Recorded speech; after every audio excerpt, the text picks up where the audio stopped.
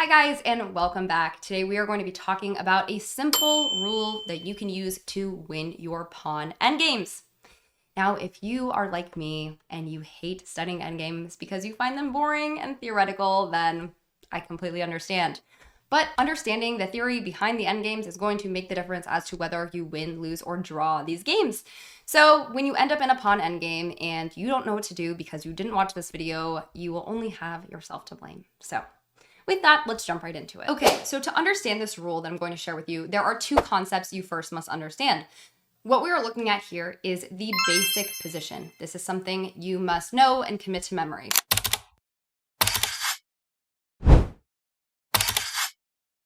Okay, that is the basic position. So let's put your pawn endgame knowledge to the test. Who is winning in this position, or is it a draw? And does it matter who's to move? So white is winning, and it does not matter who is to move. White is always going to win. So let's look, for instance, if white is to move. Of course, the objective for white is to try and get this pawn to this c8 promotion square and make a queen. And black is going to do everything in their power to prevent it.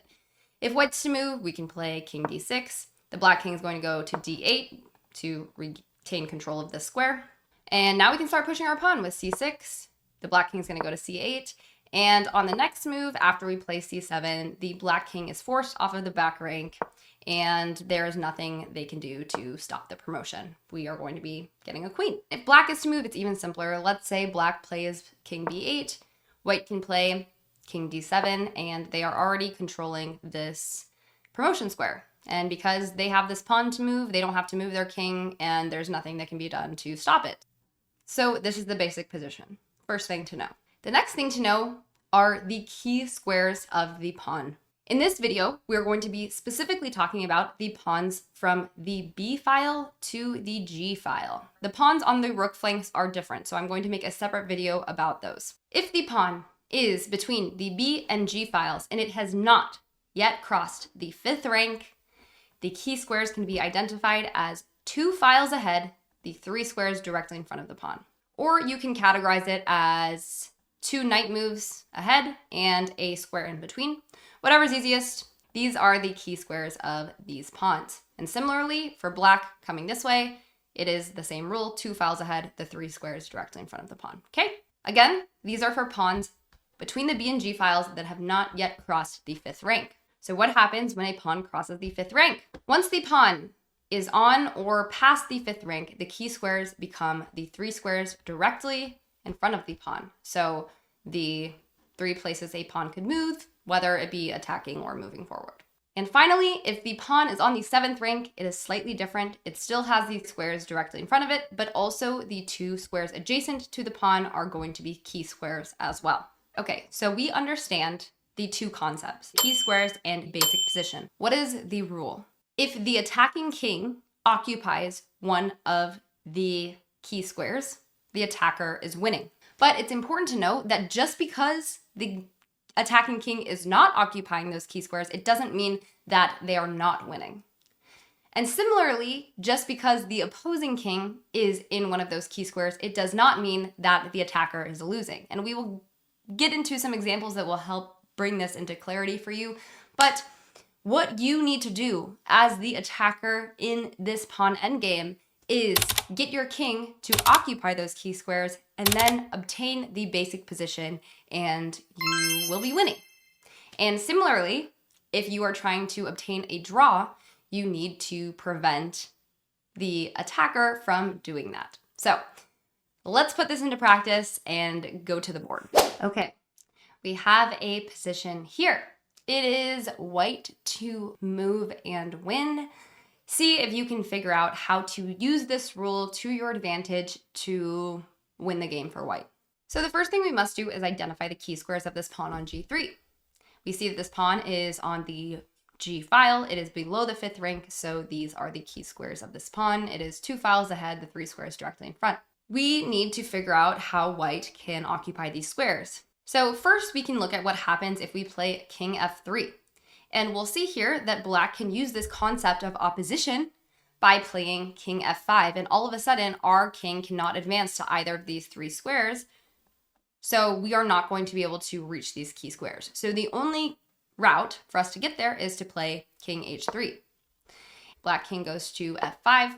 But now we can push our king to h4, and we have control of this h5 square. The black king cannot come to g5. So the black king has no choice but to leave the key squares by playing king g6. Now we can again use this concept of opposition by taking the opposition, preventing it from entering these key squares. So we have control of them. The black king can only go backward or to the side, and in this case, it doesn't matter what they do. They're losing in either case, but if they go to king h6, then we can play king f5. We are in the key squares, and there is nothing that black can do to prevent us from pushing this pawn, obtaining the basic position, and winning. So after king g7, we can play king g5. Then after king h7, we can play king f6. They can play king h8. We can play king g6. King g8, g4, king h8, g5, king g8. And you already know how to promote the pawn for white. This time it is black to move. White is up a pawn, but this position is actually a draw if black finds the right moves. So first, let's identify the key squares of this pawn. c6, b6, a6. The white king is going to try and occupy one of these squares. So we need to prevent them from doing that. And that's where we can use this concept of opposition, of facing the king and thus preventing them from advancing. So there are two routes that white can take to get to these key squares. We need to be prepared to take the opposition regardless of which of these squares white moves to. So how do we do that? We can prepare that by playing king b8. That way, regardless of which of these squares white moves to, we can take the opposition, and the white king is not going to be able to advance to either of these squares. Therefore, it is going to be a draw.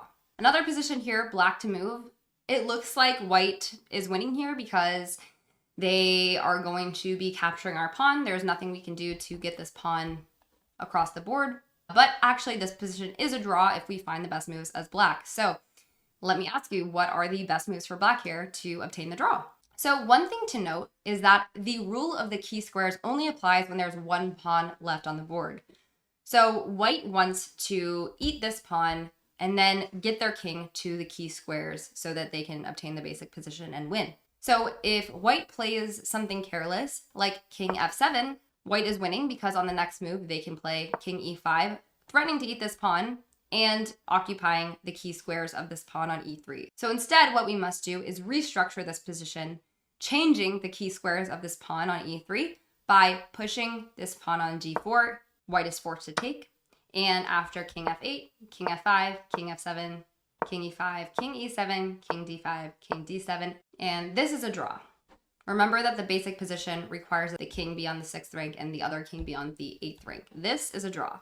Okay, so black to move and draw again. See if you can figure out the best move for black here. So let's first look at what happens if we move the king. So if we play king d7 and we follow it up with the best moves, white can actually shoulder us away from this pawn, and look at that. We're in the basic position. White is winning. We have lost. So instead, the best move here for black is to push the pawn to f5, because after king e5, king f8, and the white king takes the pawn, we can obtain a draw by playing king f7.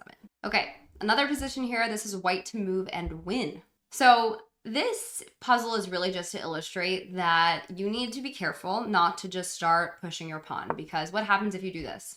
It's a stalemate. The king can't move. So it is a draw, okay? Instead, we need to move our king first so we can obtain the basic position, and you already know what's next. So this is an interesting position. If we go back to our rule, we know that if the attacking king occupies one of the key squares, the attacker is winning. But if the attacking king does not occupy those key squares, it does not mean that they are not winning. So in this case, the white king obviously is not occupying one of these key squares, but the pawn protects this f7 square. Therefore, the black king cannot get there either, and white is still winning here. So after the best moves are played, king f5, king g8, king g6, king f8, king f6, king e8, then we have e7, and black is forced off the back rank, and white is going to be getting a queen. So this position is a draw. It is black to move. And the question is, does black take with the rook or the king? So using what we have learned in this video, see if you can figure out the best move for black here to get the draw. So let's first look at what happens if we take with the rook. Spoiler alert, it is a blunder, as you can see. And after these rooks are exchanged, black cannot prevent white from occupying the key squares. So white is going to be winning here. So instead, black must take with the king, because now, after the rooks are exchanged, black can prevent the white king from reaching those key squares, and it is a draw. Final position here, it is white to move and draw. What is the best move for white here? All right, we have two options here. We can either move the king or we can push c5, acknowledging the fact that we are losing these pawns anyway. Let's see what happens if we move the king. So after king e2, king d4, c5, d takes c5, b takes c5, king takes c5, d3, and we can't stop black from getting to the key squares. They've reached it and black is winning. So instead, we need to acknowledge the fact we're going to be losing these pawns anyway and push c5, because after d takes c5, b takes c5, b takes c5, now we can play king e2, and we are preventing the black king from entering these key squares. Therefore, it is a draw. So that is how you can use the concepts of the basic position and the key squares to win your pawn endgames. I hope this video is helpful for you. If it was, please go ahead and give it a thumbs up so I know to make more like it. And make sure you subscribe to the channel if you haven't already. That way you won't miss the part 2 to this video that I'm going to make that talks about a couple other pawn endgame concepts you should know. Thank you guys again so much for watching, and I will see you in the next video.